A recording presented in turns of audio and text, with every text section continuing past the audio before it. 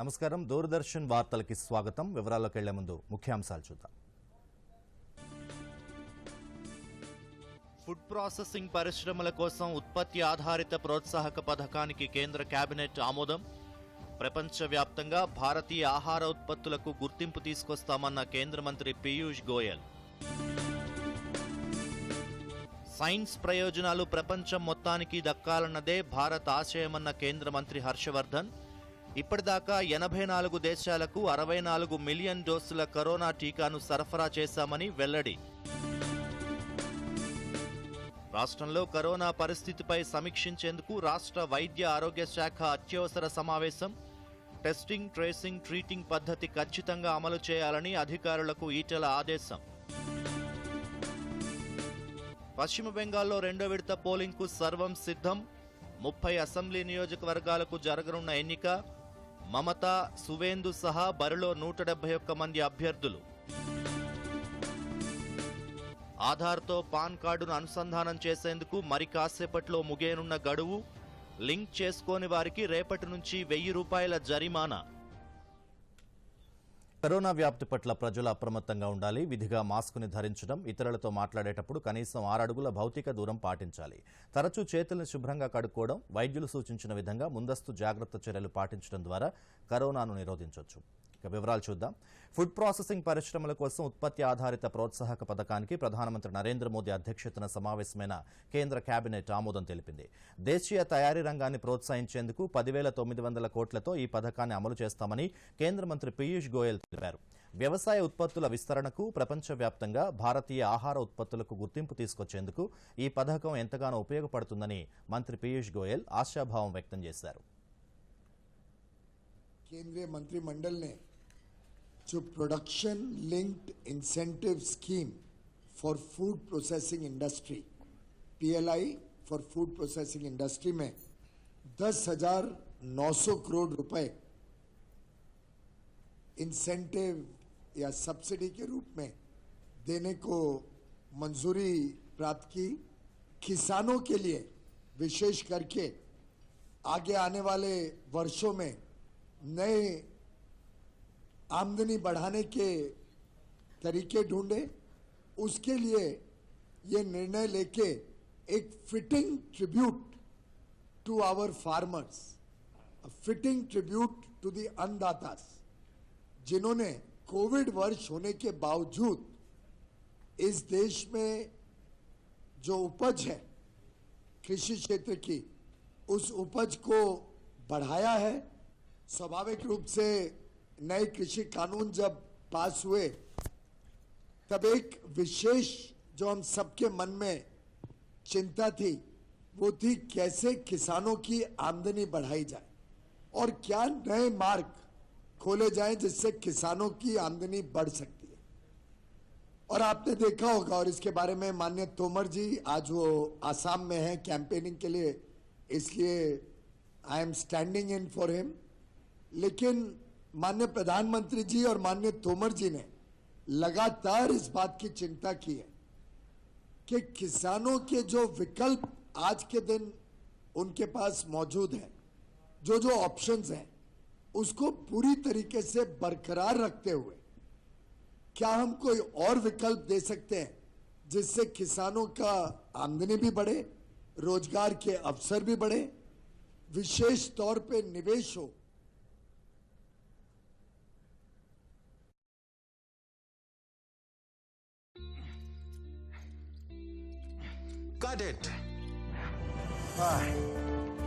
ఆలోచించండి. నిజ జీవితంలో ఇలాంటి పరిస్థితి వస్తే ఎన్ని కష్టాలు వస్తాయో. కానీ మంచిదైంది బ్యాంకింగ్ కి రావు. మీ వయసు 70 ఏళ్లు మించినా లేదా మీరు వికలాంగులైనా బ్యాంక్ మీకు కొన్ని అవసరమైన బ్యాంకింగ్ సౌకర్యాలు ఇంటికే అందించగలదు. RBI అంటుంది, విషయాలు తెలుసుకోండి, జాగరూకంగా ఉండండి.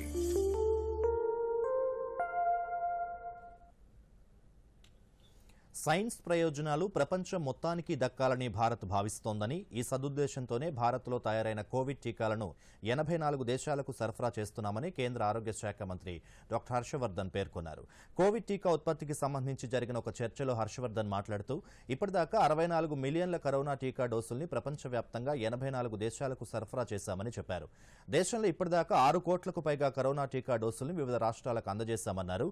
టీకా కార్యక్రమంలో భాగంగా ఎదురైన సవాళ్ల గురించి హర్షవర్ధన్ మాట్లాడుతూ, దేశంలోని జనాభా వైవిధ్యతే అతిపెద్ద సవాలుగా మారిందని, ప్రధాని నరేంద్ర మోదీ నాయకత్వంలో సవాలుని స్వీకరించి విజయవంతంగా టీకా కార్యక్రమాన్ని అమలు చేస్తున్నామని చెప్పారు. టెస్టింగ్, వెంటిలేటర్లు, నిఘా, క్వారంటైన్ కేంద్రాల వంటి సౌకర్యాలపై దృష్టి సారించామని చెప్పారు. కోవిడ్ కట్టడి కోసం నియంత్రణ చర్యల్ని పాటించడమే శక్తివంతమైన టీకాగా ప్రజల్లో అవగాహన కల్పించామని చెప్పారు.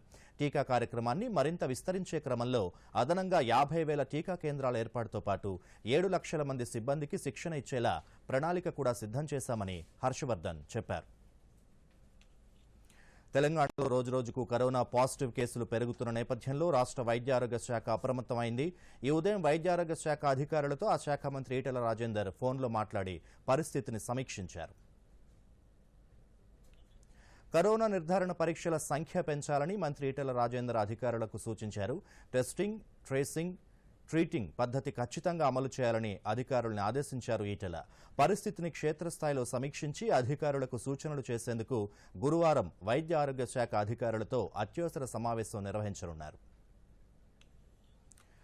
కోవిడ్ విపత్కర పరిస్థితుల్లో దేశ ఆర్థిక వ్యవస్థ నిలదొక్కుందంటే అందుకు వ్యవసాయ రంగమే కారణమని ఉపరాష్ట్రపతి వెంకయ్యనాయుడు అభిప్రాయపడ్డారు. రైతుల్ని ఫ్రంట్ లైన్ వారియర్స్ జాబితాలో చేర్చాలని సూచించారు ఆయన. రిటైర్డ్ ఐఏఎస్ అధికారి మోహన్ కందా రాసిన భారత్లో వ్యవసాయం, రైతుల ఆదాయం రెట్టింపులో సవాళ్ల పుస్తకాన్ని వెంకయ్యనాయుడు హైదరాబాద్లో ఆవిష్కరించారు. ఈ సమావేశంలో రాష్ట్ర ప్రణాళికా సంఘం ఉపాధ్యక్షుడు వినోద్ కుమార్, కేంద్ర హోంశాఖ మాజీ కార్యదర్శి పద్మనాభయ్య పాల్గొన్నారు. ఈ సందర్భంగా ఉపరాష్ట్రపతి వెంకయ్యనాయుడు మాట్లాడుతూ, వ్యవసాయం చేసేవారి సంఖ్య క్రమంగా తగ్గుతోందని, రాష్ట్ర ప్రభుత్వాలు వ్యవసాయ రంగానికి ప్రాధాన్యత ఇవ్వాలని సూచించారు. దేశంలో సగం మందికి వ్యవసాయమే ఆధారమని, సాగు లాభసాటిగా లేకపోవడంతో వ్యవసాయాన్ని వీడుతున్నారని, కోవిడ్ వల్ల అన్ని రంగాలు దెబ్బతింటే వ్యవసాయం తట్టుకుని నిలబడిందన్నారు. కరోనా వల్ల పౌష్టికాహారంపై శ్రద్ధ పెరిగిందని, గిట్టుబాటు ధరలు కల్పిస్తే రుణమాఫీ ఇవ్వాల్సిన అవసరం కూడా ఉండదని వెంకయ్యనాయుడు అభిప్రాయపడ్డారు. In spite of the challenges in that sector, people, they love agriculture, they live in agriculture, and some of them, they feel that they have no alternatives. So that being the case, any government for that matter has to give top priority to agriculture and then make it profitable. Has gone through the pandemic. But one thing that is very noticeable is, as was mentioned by the earlier speakers, in spite of setback to all sectors, almost all, the only sector that has survived in spite of this onslaught is agriculture. The agricultural production has increased 3.8 to 4.8%. Amazing. It speaks of the hard work by the agriculturists in spite of these challenges.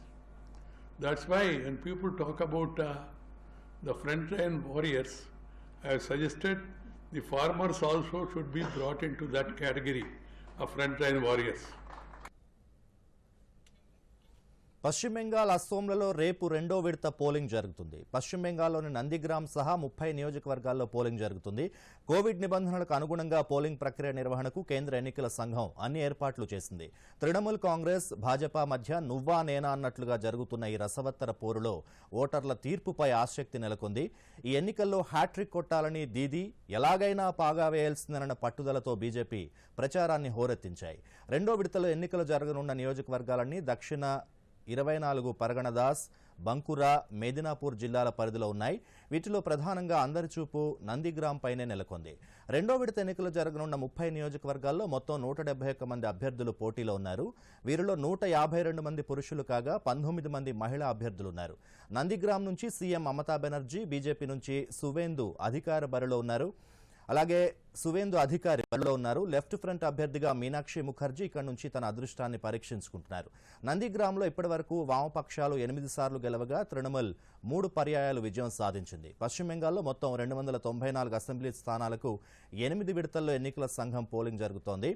మార్చి 27న తొలి విడతలో 30 నియోజకవర్గాల్లో ఎన్నికలు జరగా గురువారం మరో 30 నియోజకవర్గాల్లో polling నిర్వహించేందుకు ఏర్పాట్లు పూర్తి చేసింది. మరోవైపు అసోంలో కూడా రేపు రెండో విడత ఎన్నికలు 39 నియోజకవర్గాల్లో జరుగుతాయి. మొత్తం 126 స్థానాలు కలిగిన అసోంలో ఎన్నికల సంఘం ఈసారి 3 విడతల్లో ఎన్నికలు నిర్వహిస్తోంది. ఈ నెల 27న తొలి విడతలో 47 స్థానాలకు ఎన్నికలు జరగగా రెండో విడతలో 39 నియోజకవర్గాల్లో ఎన్నికలు జరుగుతున్నాయి. ఏప్రిల్ 6న మరో 40 స్థానాల్లో మూడో విడత ఎన్నికలు నిర్వహిస్తారు. బెంగాల్, కేరళ, తమిళనాడు, అసోం రాష్ట్రాలతో పాటు కేంద్ర పాలిత ప్రాంతమైన పుదుచ్చేరిలో ఎన్నికల ఓట్ల లెక్కింపు మే 2న జరుగుతుంది.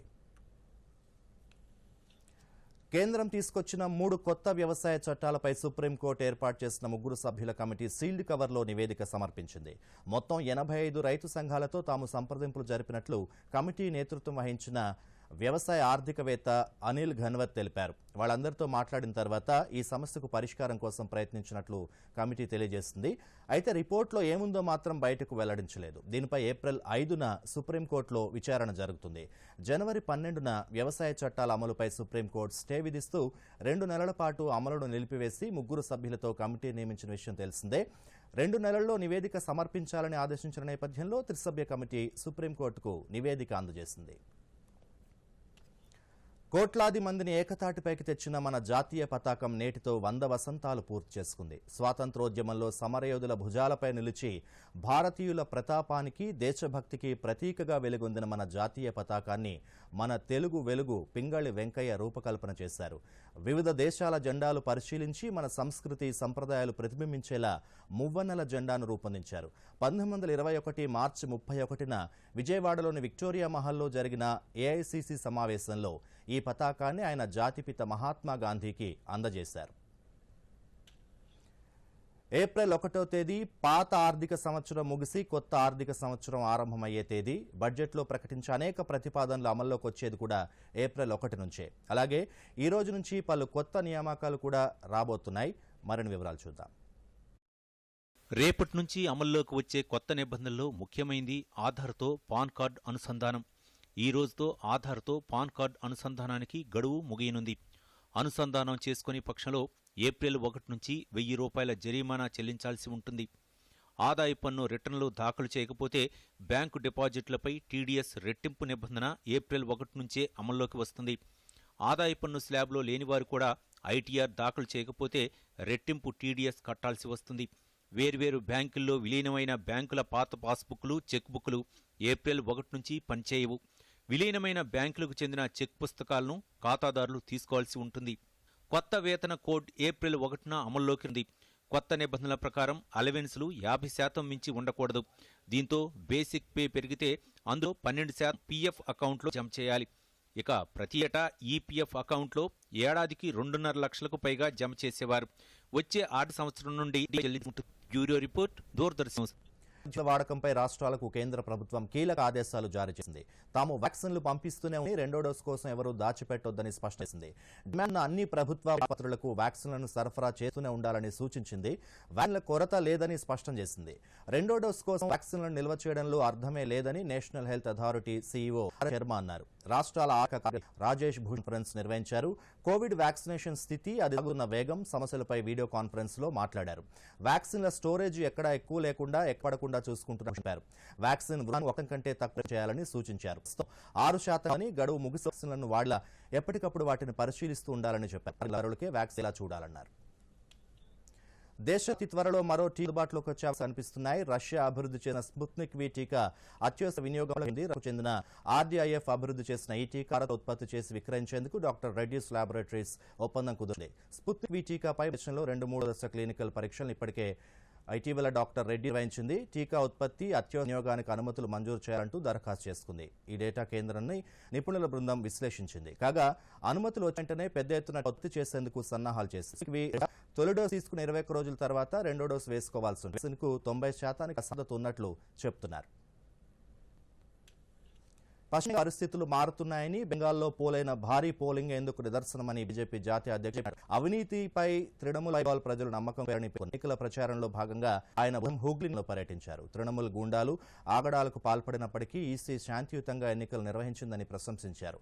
రాష్ట్రంలో ప్రశాంతంగా ఎన్నికలు జరిగినందుకు మమత ఆందోళన చెందుతున్నారని నడ్డా ఎద్దేవా చేశారు. ये देने के लिए मार्च महीने से नवंबर महीने तक की बंगाल की व्यवस्था की, तो टीएमसी के कार्यकर्ता क्या किया चोर के चाल चोर के ये चावल चोरी करने वाले लोग आज अनाज बांटने चले हैं. మరోసారి ముఖ్యాంశాలతో వార్తలు ముగిద్దాం. నమస్కారం. యాదగిరి వార్తలను సోషల్ మీడియా యూట్యూబ్ అయితే తెలంగాణ, ట్విట్టర్ అయితే DD news Telangana @DD news, మరి ఫేస్బుక్ అయితే DD న్యూస్ తెలంగాణలో చూసి సబ్స్క్రైబ్ చేసి లైక్ చేయండి, షేర్ చేయండి. ఫుడ్ ప్రాసెసింగ్ పరిశ్రమ కోసం ఆధారిత ప్రోత్సాహక పథకానికి కేంద్ర కేబినెట్ ఆమోదం. ప్రపంచవ్యాప్తంగా భారతీయ ఆహార ఉత్పత్తులకు గుర్తింపు తీసుకొస్తామన్న కేంద్ర మంత్రి పీయూష్ గోయల్. సైన్స్ ప్రయోజనాలు ప్రపంచం మొత్తానికి దక్కాలన్నదే భారత్ ఆశయమన్న కేంద్ర మంత్రి హర్షవర్ధన్. ఇప్పటిదాకా 84 దేశాలకు 64 మిలియన్ డోసుల కరోనా టీకాను సరఫరా చేశామని వెల్లడి. రాష్ట్రంలో కరోనా పరిస్థితిపై సమీక్షించేందుకు రాష్ట్ర వైద్య ఆరోగ్య శాఖ అత్యవసర సమావేశం. టెస్టింగ్, ట్రేసింగ్, ట్రీటింగ్ పద్ధతి ఖచ్చితంగా అమలు చేయాలని అధికారులకు ఈటెల ఆదేశం. పశ్చిమ బెంగాల్లో రెండో విడత పోలింగ్కు సర్వం సిద్ధం. 30 అసెంబ్లీ నియోజకవర్గాలకు జరగనున్న ఎన్నిక. మమత, సువేందు సహా బరిలో 171 మంది అభ్యర్థులు. ఆధార్తో పాన్ కార్డును అనుసంధానం చేసేందుకు మరి కాసేపట్లో ముగియనున్న గడువు. లింక్ చేసుకోని వారికి రేపటి నుంచి ₹1000 జరిమానా.